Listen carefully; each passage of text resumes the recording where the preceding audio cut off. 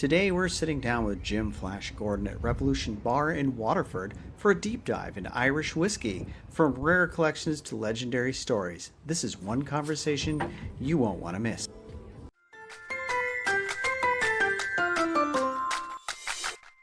I'm Jim Flash Gordon. This is Revolution Whiskey Bar in Waterford in Ireland, and this is our claim to fame. This is €375,000 worth of Midleton Very Rare Whiskey, one of the biggest collections in the world, allegedly. From the top left-hand corner, it starts at 1984 and goes all the way for 41 bottles to this year. The reason 41 is we've two 2017s, the old style and the new style. And then we've a range of limited edition whiskies from them as well. Starting with, this is a 20-year-old anniversary collection. This was produced back in the day, 20 odd years ago.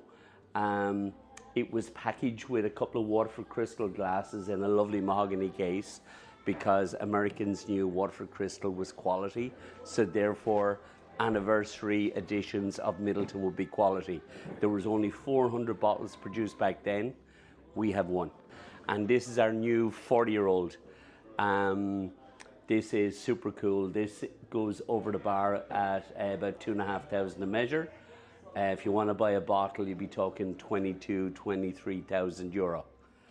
And then our pièce de résistance is just to the left of it, and this is a Midleton Silent Distillery 46-year-old. This is in a Waterford crystal decanter. It's one of the oldest whiskies to come out of Midleton. At the moment, this goes over the bar at $5,000 per measure, and the bottle, if you want to buy it online, if you can find one, would be in around €60,000. There's only 3 of them, I believe, in Ireland. The rest, there was only 76 bottles left in the cask. This is where we go back and explain to you about Angel Share. Yes. So a typical Irish whiskey barrel or Irish bourbon whiskey barrel would hold about 400 to 500 bottles. After 46 years, it evaporated through the wood at the rate of about 2.5% a year. That's called the Angel Share of the whiskey. The Angels were very hungry after 46 years, and there was only 78 bottles left in the barrel. And those were divided among the world, 3 for Ireland and the rest everywhere else. If you go to Midleton Distillery, where Jameson is made, where Midleton whiskey is made, and they make a range of other whiskies, they currently have 2.3 million barrels in storage, multiplied by max of 500 per barrel, so do the maths on that. And their Angel Share per day is in excess of 200 barrels. It's a crazy waste of whiskey, but maturing whiskey is what makes it cool and makes it different. We started in 84, so the white bottles are 84, 5, 6, and 7. Yeah. If you were around back then, you would have paid less than £50 a bottle for that. There was a gentleman who used to work in Midleton, said he bought the first bottle for £9 because he was discount because he was staff. Sure. Those are now about £3,500 a bottle. And then 88 and 89 were super rare because we were in the middle of a global recession. So therefore they only made about 20% of the amount of liquid that they'd normally make. 88, the highest price that sold for is $33,000 a bottle, and 89 for $23,000 a bottle. So the variations, even the flavor wouldn't vary too much. The price is a bit crazy from year to year. Then we have this range. This is called Undar Gaelach, which is Gaelic for Irish oak. So what's interesting from an American standpoint is 95% of all Irish whiskey is matured in American bourbon barrels. Yep. Because back in the day, you had some law whereby you can only use a barrel once. So we went, we'll buy all your barrels. So therefore, the majority of ours is in American first fill bourbon barrel. So this is the first time in about 200 years that Irish whiskey has been matured in Irish oak. We've very little oak trees left in Ireland. So they felled 7 trees up in the Wicklow Mountains. They took a 20 to 30-year-old Midleton whiskey and matured them in the barrels. So each bottle is a different tree, and each tree creates a different flavor. The same liquid went into each barrel. Each barrel was from a different tree, and then that affected the flavor completely. Now, they were only 9 or 10 months in the barrel. They were in bourbon barrel for 20 to 30 years. And the finish was so intense from Irish wood. It took, like, this is like chalk and cheese compared with Midleton Very Rare. Like, and it's so much better, if that was possible. What's unusual with Irish law for whiskey, it needs to be 3 years in a barrel. It needs to be a wooden barrel. Now, we say wooden, America and US say oak. So therefore we can use acacia wood, chestnut, any kind of tree we can possibly get our hands on to finish whiskey in. Where Scotland has to be an oak barrel. Yeah. Okay?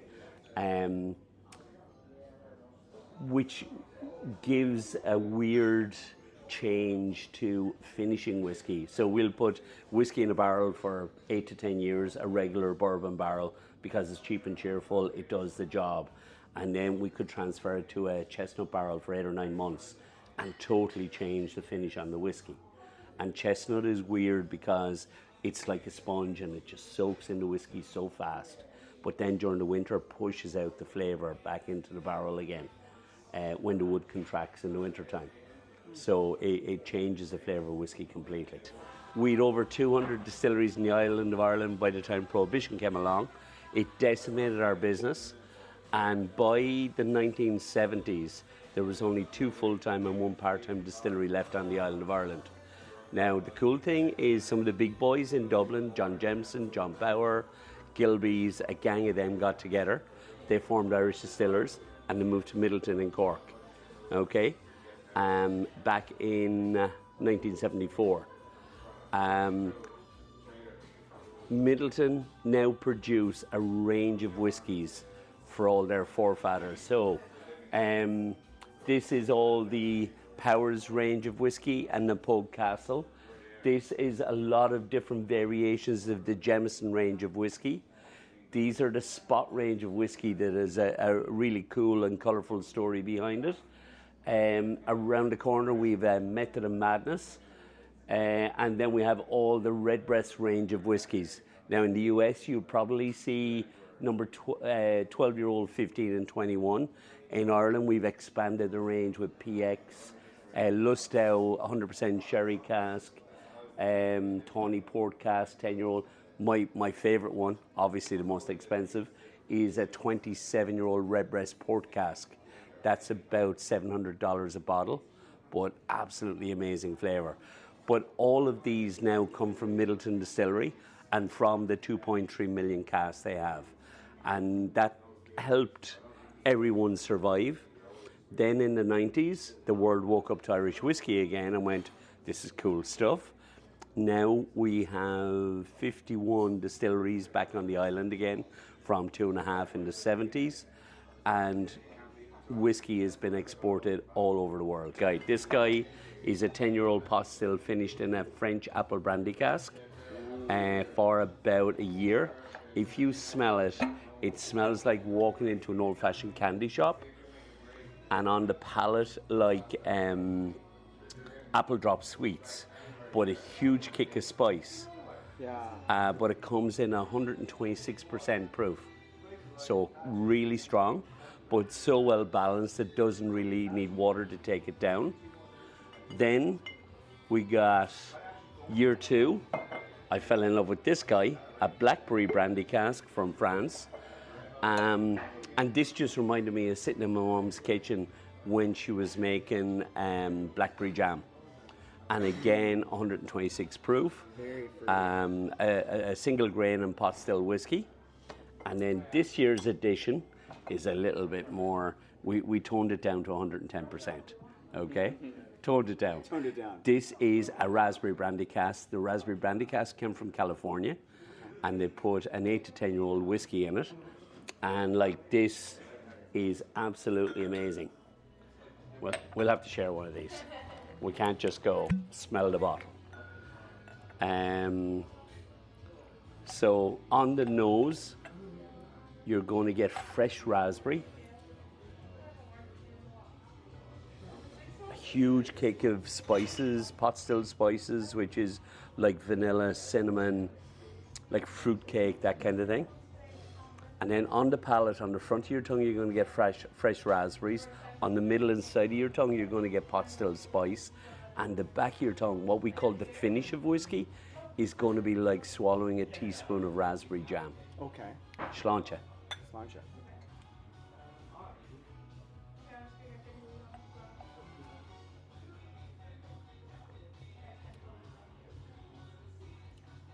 You get it? Oh, wow. That was quite a finish. Isn't it? That was surprising. Up at the front, I was like, okay, not as strong. And then the spices hit. Yep. And then as it went in, it was like, oh, there it was. But the raspberry is just phenomenal. It's right there. It just Yeah. jumps forward. And And these guys are not afraid of flavour. They're not afraid of anything.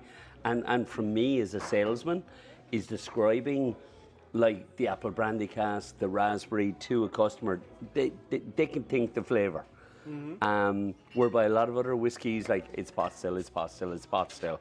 This sets these guys away from everything else. It's called Two Stacks Cream. Yep. So they looked at the business model and gone, look, we're a little small company. How are we going to make a name for ourselves? How are we going to create volume? So the most famous thing out of Ireland is Bailey's cream liqueur. And when they did a little bit of research in it, they were quite shocked. And they went, we can do better. So you're sort of looking and going, Bailey's is Bailey's like. So this has 8 times the amount of whiskey as Bailey's. What? And 4 times the amount of dairy cream. Okay? Anyone I've given this to has never gone back to Bailey's again. Bailey's will kill me for this. This has the cream, which will enliven your tongue because fat enlivens your taste buds. But then you get a lovely kick of whiskey off the back of it, which you don't get from Bailey's because there's 8 times the amount of whiskey from 4 different casks in each bottle. Sláinte again. Sláinte.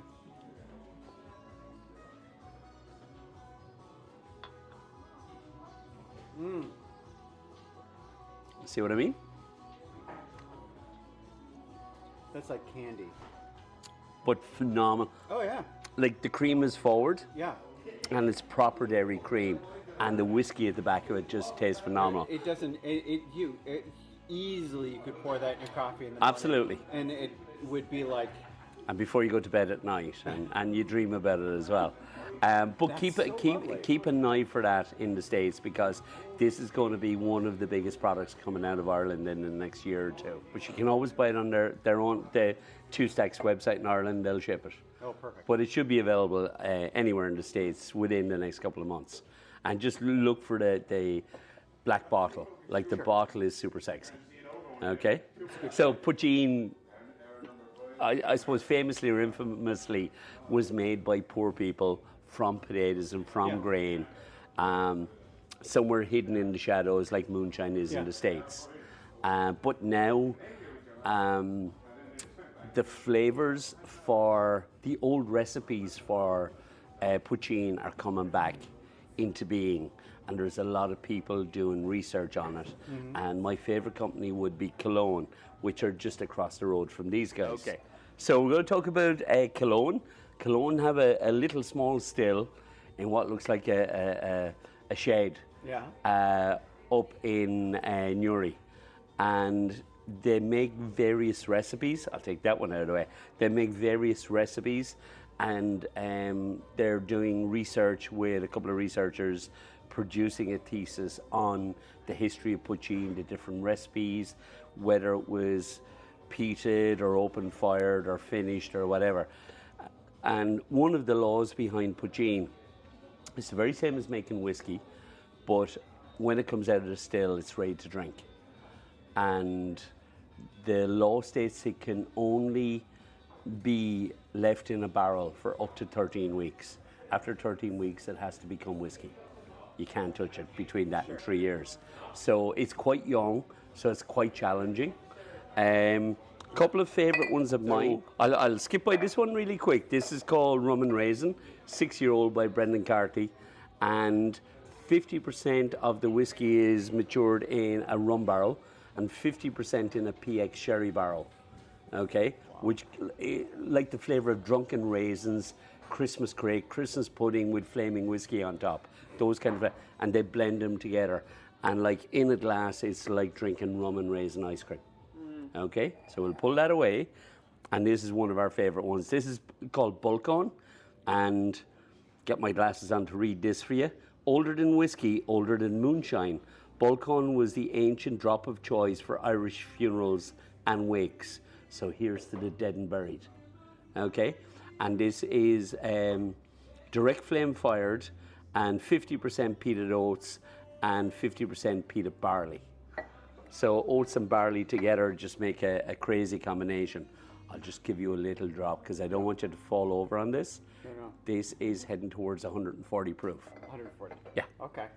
Nice and easy. Is it a good smell? Sláinte once again. Sláinte.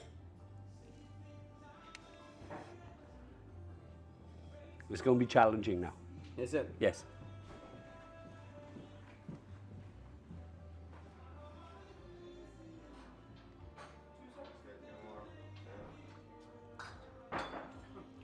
But quite smooth.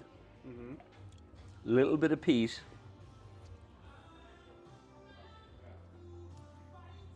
It's just warming up your chest. Yeah. You can, it's like Talisker, you know. You can feel it all the way down your esophagus. It's nothing like Talisker. No. No, it's better than Talisker. It's better. It's because it's Irish. Yeah. Which was first, Irish whiskey or Scotch whiskey? I don't know. It's got to be Irish. History books tell us Irish about 50 years before Scotland robbed all our ideas. And a couple of interesting facts about Irish whiskey. We were governed by England, the kings and queens of England, for nearly 900 years, or over 900 years. And they came to collect their taxes every year, and, you know, everything was tax on everything. So they decided the Irish were drinking too much. I don't know why. So they introduced a double taxation on malted barley. So whatever the tax was at the time, they doubled it, which technically doubled the price of whiskey. So Irish people went, we can't afford this anymore, and that was the idea of it. So what we did is we introduced 50% unmalted barley into the malted barley to make the whiskey. And we're going, it actually made it better. So if you imagine unmalted barley in a mash tun goes like real buttery mashed potato, okay? Yeah. What does that do? It sticks to your palate. So Irish whiskey, as opposed to Scotch, has a longer finish down the back of your throat on it, and that's because of the unmalted barley. And the unmalted barley just sticks to your palate, and that's what gives the flavor. Is this, it actually, while you were talking, I'm like, I still have it. Still right there. taste and still taste, it's yeah. Resting right across the whole tongue. It's like, Yep. The experience continues on. Yep. I love that. What I love, there's so many stories behind Irish whiskies and how blends came to be. So this is the Spot range of whiskey. So what I have in front of you is Green Spot, which is a 10-year-old pot still whiskey. Yellow Spot is a 12-year-old. We also have Red Spot is a 15, and Blue Spot, which I don't think has hit the States yet. It's a 7-year-old, and it hasn't been made in over 40 years. Like, this is an 8th generation whiskey, 137 years in the making. And the Blue Spot was re-released, only a 7-year-old, but it comes in at 120 proof. The rest of them are sort of 40 to 46 ABV, so about 80 to 90 proof. So we'll have a taste while we're talking the story, because this goes back 130 odd years, 7 generations or 8 generations of the Mitchell family from Dublin. And there's a prize if you get this right, okay? Oh my. So we'll taste first. So on the nose, you're getting sort of orchard fruits, maybe even Granny Smith apple, pot still spices on the palate.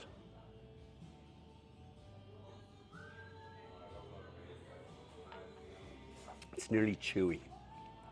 Pot still spices to the front, sweetness of green apple to the side of the tongue, and so smooth. There is no malt cut or peppery cut off the back of it, and it's only a 10-year-old whiskey. So if you imagine Jameson being a 3 to 5-year-old, this is a 10-year-old from the same stable. It's 80% bourbon cask and 20% sherry cask, blended and married. That would be the fruitiness. Yes. That takes the cuts a little bit of that Yeah. bourbony. And the sherry cut the sweetness, but to me it turns like green apple on the side of your tongue. Sweetness of green apple rather than green I apple. smell a little bit of the green apple Yeah. tartness Yeah. on there. When I first went, I'm like, oh, there it is. It's right along the side. Yeah. So this is widely available in the States. Yellow spot to a limited degree, and red and blue will probably come in years to come. Question on green spot, okay? 8 generations ago, just off Grafton Street in the middle of Dublin, young lad turns around and says to his dad, "Dad, we should be doing whiskey." And he said, "Look, we're wine merchants. We import and export wine and port and sherry and that kind of thing, and we make good money out of it." So young lad went off with a couple of barrels, filled it with different whiskies from around Dublin. And one of the ones he brought back, they took it off the horse and cart outside their place just off Dawson Street. And Dad tasted it and he went, "Oh, it's a bit rough. You know, it might do the poor people down the north side." And then a couple of days later he tasted one. Very smooth, very easy, nice to drink. I'd get more money from that from the rich people on the south side. And then now and again he'd go, "That could be a really good 10-year-old whiskey." So he'd put a daub of green paint on the barrel and bring it down into his cellar and cross underneath the streets of Dublin to be stored there for 10 years. And then the yellow for 12 and the red for 15. So my question to you is, why a daub of green paint on the barrel? Oh, because I'm gonna wing it, because if does this have something to do with the green and the orange of the Irish flag? Absolutely not. No. Okay. Absolutely not. No. Okay, then it's not religiously based. All right. His staff couldn't read or write. Oh. But they understood colours. Okay. So a daub of green paint, put it down. So 10 years' time, you go, "Get me the one with the green paint on it or the yellow paint on it or whatever." So you do not win your bottle of whiskey. That makes sense. It's a lot easier than having to read. Okay, seeing as we are celebrating Thomas Francis Marr's birth next week in Ireland, we're getting the governor of Montana, the US governor, a couple of other governors from around the world will come to Waterford with some of your Army and Navy to celebrate the birth of Thomas Francis Marr. He was a bit of a rebel in his time. He flew the Irish flag for the first time at 33 of the Mall. The Irish flag, green, white and gold, or green, white and orange. Green is for Ireland, orange is for the Protestants in Northern Ireland, and white is the truce between them, which is a great reference, but unfortunately it was flown for the first time in 1874 at the Mall. And he was arrested for being a revolutionary, sentenced to death in Dublin Castle, but then had his sentence commuted to lifetime imprisonment in Australia, went to Australia to a penal colony, escaped there to go to the US. Canada first, then a lawyer in New York, and then became governor of Montana, and some head of the English or the American Army? Yes. Army or Navy? During the Civil War. Yeah. I believe he was a cavalry. Yeah. So he's our famous guy that we celebrate next weekend. We'll have a reenactment on the Mall, as said 33 the Mall, of hoisting the flag and the speech he made and all this kind of thing. So a lot of pomp and ceremony, but good fun. Absolutely. You know? That's our pre-Patrick's Day celebration. An excuse to go on the piss a week beforehand, before we go on the piss on Patrick's Day. So we were talking about Midleton Very Rare. Yes. So this is Midleton Very Rare 2024. 2025 will be released just after Patrick's Day in the US, and it'll be released in March, April, and again in October, November, and same every year. So this is a blend of 22 to 36-year-old Midleton whiskey. So unfortunately, the task of the master distiller is to go out among 2.3 million barrels and find 10 or 12 of what is he reckons to be the best whiskey in Midleton that year, blend them together and bottle it. Okay. Now this is the beautiful box it comes in. Every good box needs good presentation, and you'll get a little invite and all to Midleton Distillery in the side of it. The bottle itself, a beautiful decanter for really good whiskey. Whoop. Well, Let's get another bottle. Or that. all you need is Best of the best. all you need is a white Corkscrew. corkscrew. Yeah. You're good. So again, this is beautifully blended whiskey.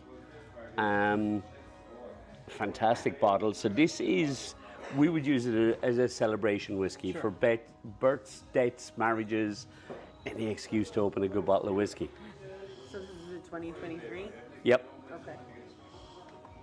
Okay, So again, little bit of orchard fruits, dark berries, orange peel, okay. and then on the palate,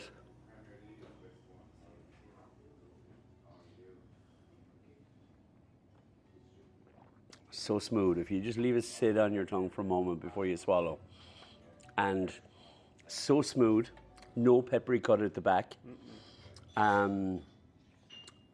Like you're getting orchard fruits, you're getting dark berries, you're getting citrus peel, cinnamon, ton of vanilla.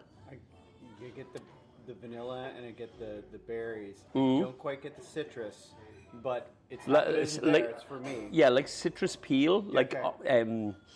like the peel. Like lemon zest. No, like dried peel you put into Christmas pudding. Okay. That kind of peel. But like this is, It's a lovely smell. yeah. Now this is like $260, $270 a bottle. Most people in Ireland are traveling back to the States will pick it up in duty free on the way back, just to get you a couple of dollars off. There you go. Yeah. But we say it's a celebration whiskey. I've had many tourists here over the years, and I said, on the birth of your firstborn son, buy a bottle of Midleton Very Rare Whiskey. And then every year on his birthday, buy a bottle of it. Hide it under your bed, somewhere he can't find it. And by the time he needs to go to college, this should have increased in value enough to pay a good way towards his college fees. Investment whiskey-wise, Midleton is probably the best in Ireland. My cabinet of whiskey goes up in price at least 15% a year every year without fail. And then you'll get unicorn bottles like 2020, middle of COVID, they made a small amount. It came into me at $200 a bottle, and within probably 6 or 8 weeks, it was hitting $1,500 a bottle. Because people heard about the rarity that year, because there was no sales for it, so they didn't produce a lot. So always keep an eye and listen to what people in the trade are telling you about collecting and what to collect and how to collect. Huge thanks to Flash for sharing his whiskey knowledge and stories with us. If you enjoyed this, let us know your favorite moments in the comments. Don't forget to like, subscribe, and stay tuned for more Tasting Our Way adventures.